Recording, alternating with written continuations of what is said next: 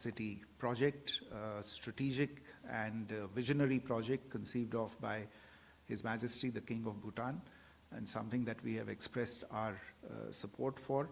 And this is a project that is envisaged as an economic hub for that part of Bhutan. And naturally, because it borders on to Assam, that whole region, Assam is the border. There will obviously be an economic spin-off effect in the entire region, and the rail network will be an important part of that. Similarly, on Samse, as the Honorable Minister also explained, it is being developed as a major important industrial town in Bhutan, focused on manufacturing, on export. Some of the potential exports from Bhutan to India from this area will involve dolomite, ferrosilicon, quartzite, and stone chips. And you referred to the utility. It will be for both cargo and passenger movement. At the end of the day, the strategic importance of these projects is also because they connect Bhutanese goods and cargo movement to the vast Indian railway cargo movement. Now, it is an accepted principle of transport economics that railway movement of cargo is far more economical as compared to road movement of cargo. And we, to the extent that we are going to be able to extend rail cargo movement to Bhutanese imports as well as exports, it will obviously contribute to their figures and bottom lines as well. Insofar as ICPs are concerned, I mentioned already that there is initiatives underway to develop ICPs on the Indian side. These will of course require mirror ICPs on the Bhutanese side, but I can share with you that the Land Ports Authority of India is working on and has prioritized the development of several ICPs on the India-Bhutan border. And we are actually in close touch. As the rail network starts getting developed, you will see work take place on the development of these new ICPs as well. Okay.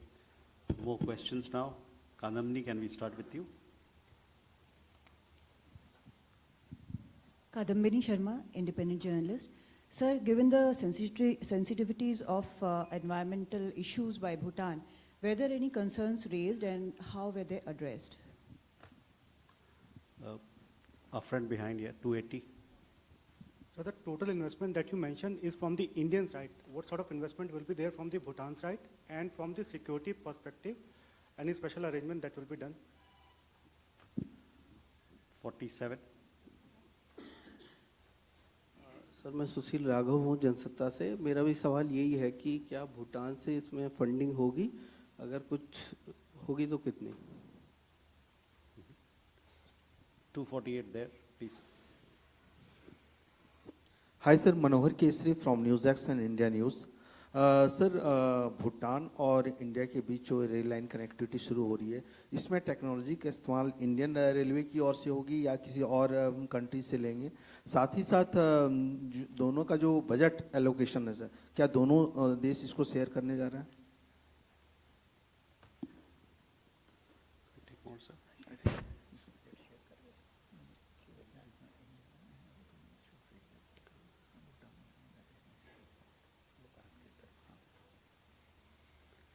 47 there, yes. Thank you, Mr. Jaiswal. My name is Tripti Nath. I'm an independent journalist. My question is to Mr. Vaishnav. This sounds like a very promising railway network project that is being developed between India and Bhutan. But I'm plain curious, are these coaches, you talked of the technical parameters which will be designed as per Vande Bharat. This is also a fantastic train. But I just want to understand, are the coaches going to be made in India? So we can take these questions. The environmental issues have been very carefully considered. A lot of studies have happened over the past few years. Each and every parameter has been very, very carefully studied, especially because entire northeastern region that we have seen the kind of issues that we face day in and day out. So over a period of last few decades, our work in northeastern states has given us that capability to understand the environmental issues and plan accordingly. That is one. Each and every part has been considered and very proper design has happened considering the environmental issues, especially climate resilience. For example, flow of water, have sufficient number of underpasses, make sure that elephants can pass under the railway tracks. All those things have been considered while designing this. Second, this entire investment is done by Indian side, and most of the part of the railway network which is within the Indian territory, that is part of the Indian railway network, and the part which is within Bhutan, there is a kind of arrangement between India and Bhutan where the investment is being made by India. The technology is all Indian. Coaches will be made in India, and it's basically well-established technology which we are going to use here. The security arrangement will be done in consultation with the operational requirements of both the countries.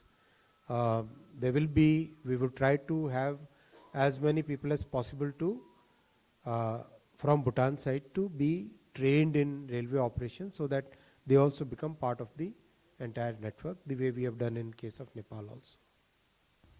I'll just add that insofar as the question related to funding was concerned, as the Honorable Minister has explained, the segment of the respective railway links that falls within Indian territory will be funded by the Ministry of Railways, and the segments that will fall for both the links that will fall within Bhutanese territory will be borne by the Ministry of External Affairs as part of the Government of India's assistance for Bhutan's 13th five-year plan. Jugal. Hi sir, my name is Jugal from the Corrective Newsroom for the BBC. So my question is, you mentioned about the 10,000 crore rupee, I think, development budget of fund for the Bhutanese government, for the Bhutanese nation. Just want to understand whether this budget is part of the 10,000 crores or will that be separate? And so in terms of the trade as of today that is happening between India and Bhutan, can you give us some context on the number of the goods that are being traded and through what points? Thank you. Uma Shankar. Uma Shankar Singh, independent journalist.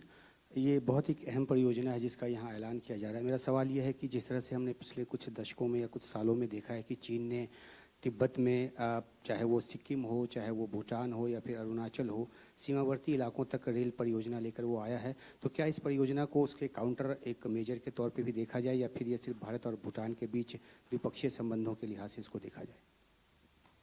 Raghavendra. Yes, this is Raghavendra Verma from German television ZDF.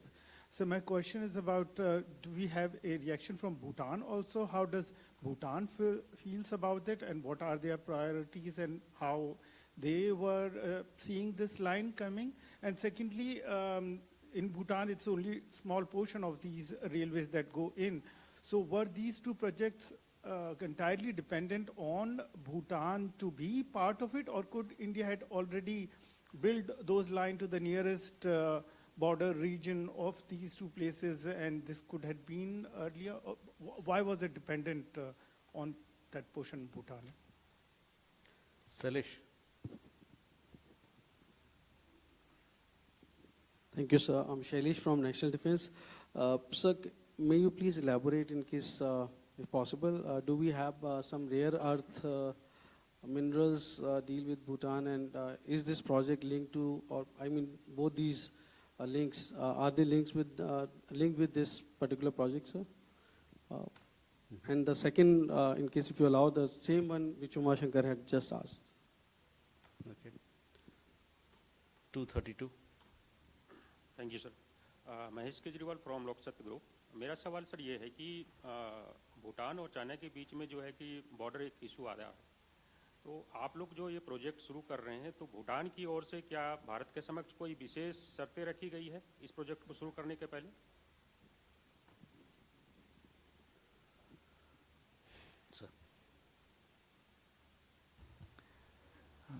Okay, so as I explained, the portion that will be met by the Government of India from for the segments that are within Bhutanese territory is part of the 13th five-year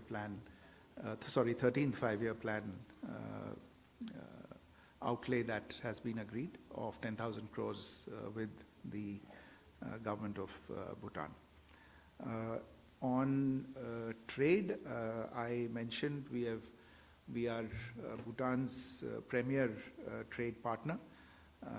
Its merchandise trade, Bhutan's merchandise trade with India saw a 12% increase between 2023 and 2024 from 11,305 crores to 12,670 crores.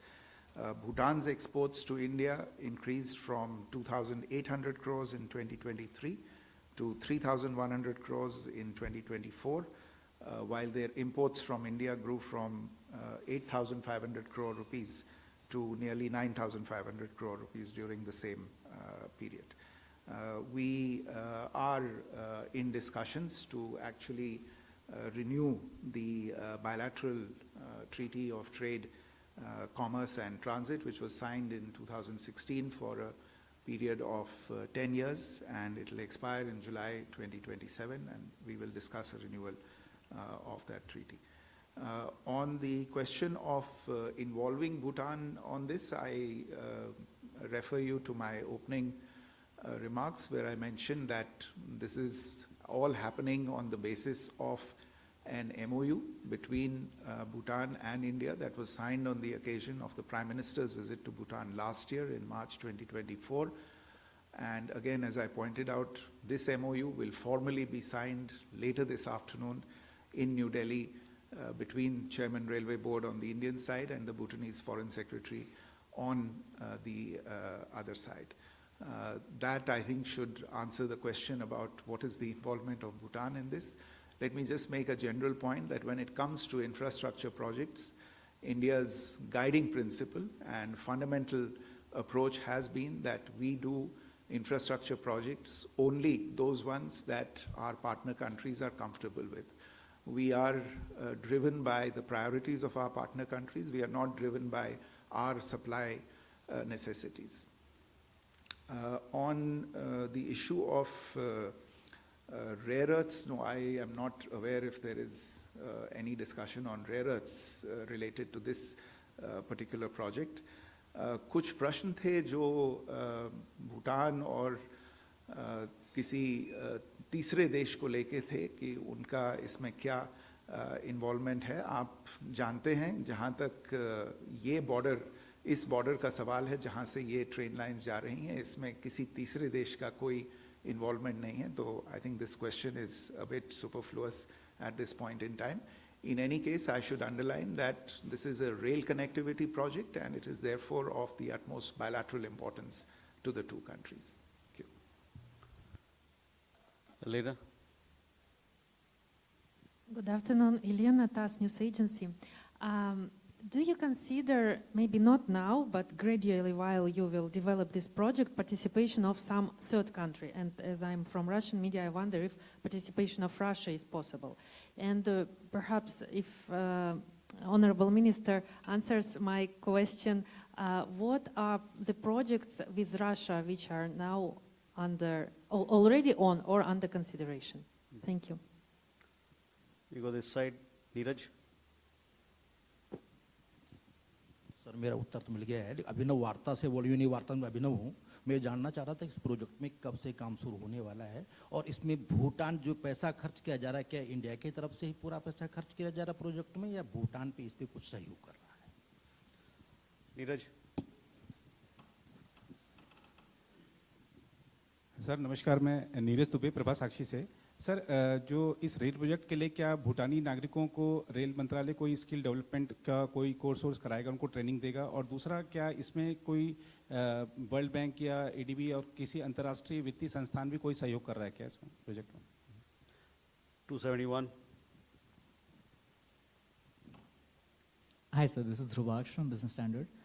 Just wanted to understand a bit of the rationale on electrification of the project in the sense that there is, while it's appreciable that Vande Bharat trains and modern trains are expected to be run, the experience in electrification in Northeast has rather been a slow one, and this is being seen as some sort of precedent as to how these challenges will come up.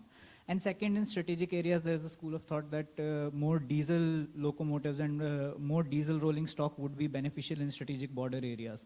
So in the view of these two considerations, just wanted to understand the rationale behind electrification of these lines. Sachin. Sir मेरा नाम सचिन बुधोलिया है, मैं हिंदुस्तान समाचार से हूँ। मेरा सवाल ये है कि भूटान और इंडिया एक BBIN नेटवर्क का पार्ट है, जो कनेक्टिविटी का प्रोजेक्ट था।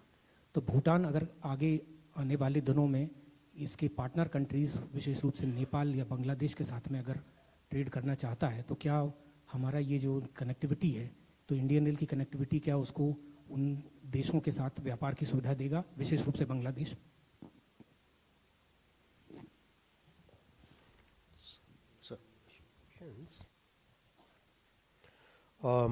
About involvement of Russia, I don't think we have any proposal as far as I know, but if any proposal comes, we'll examine it.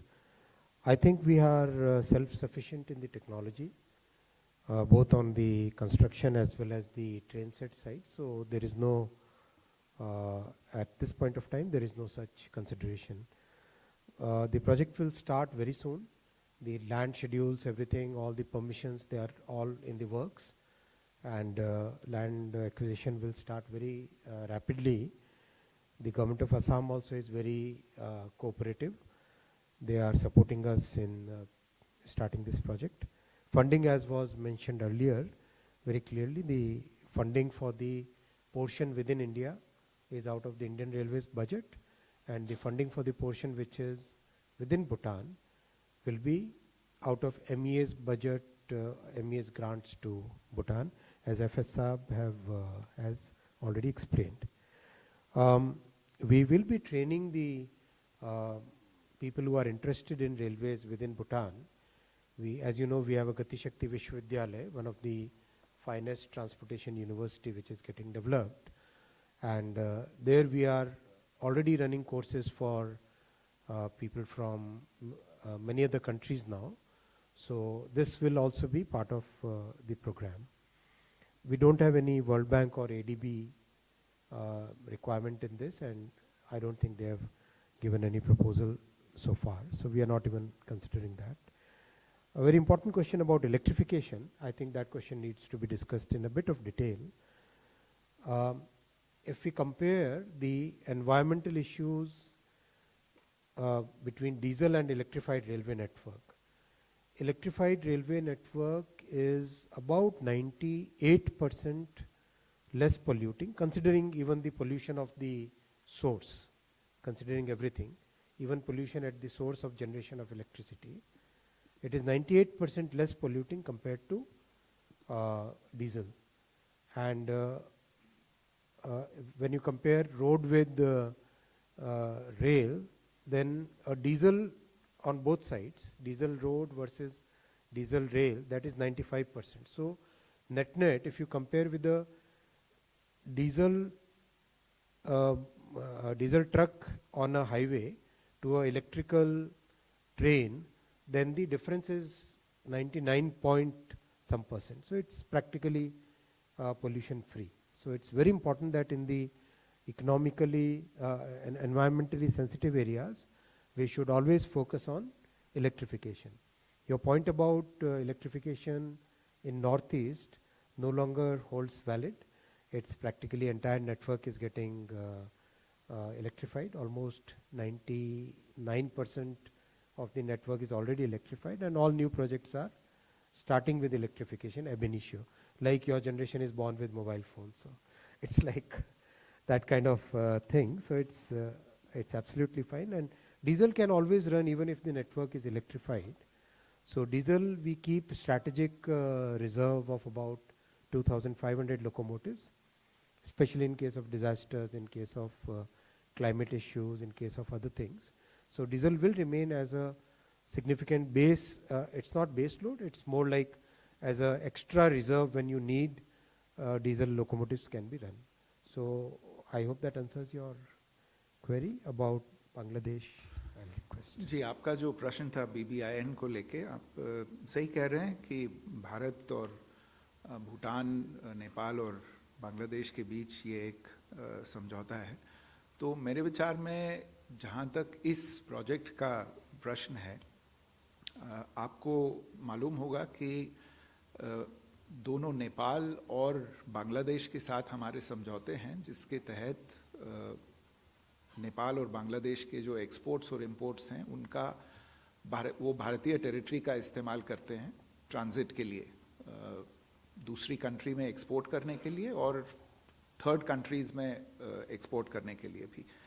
तो अभी तो वो जो भारत का रोड नेटवर्क है और कुछ जो रेल नेटवर्क है उसका इस्तेमाल करते हैं, लेकिन इन दो प्रोजेक्ट से जो भूटान एक तरह से भारतीय रेल नेटवर्क से जुड़ जाएगा, तो इन दोनों जो बाकी देश हैं नेपाल और बांग्लादेश, उनके जो भी एक्सपोर्ट्स भूटान जाने होंगे तो वो भी इस एक तरह से भारतीय रेल नेटवर्क का इस्तेमाल कर सकते हैं भूटान में अपने एक्सपोर्ट्स भेजने का और वहाँ से भूटान के एक्सपोर्ट्स को अपने यहाँ लाने के लिए। With that, ladies and gentlemen, we come to the close of this special briefing. We thank you for your presence and participation, and we also thank Honorable Minister, Foreign Secretary and Chairman Railway Board for their presence. Thank you very much.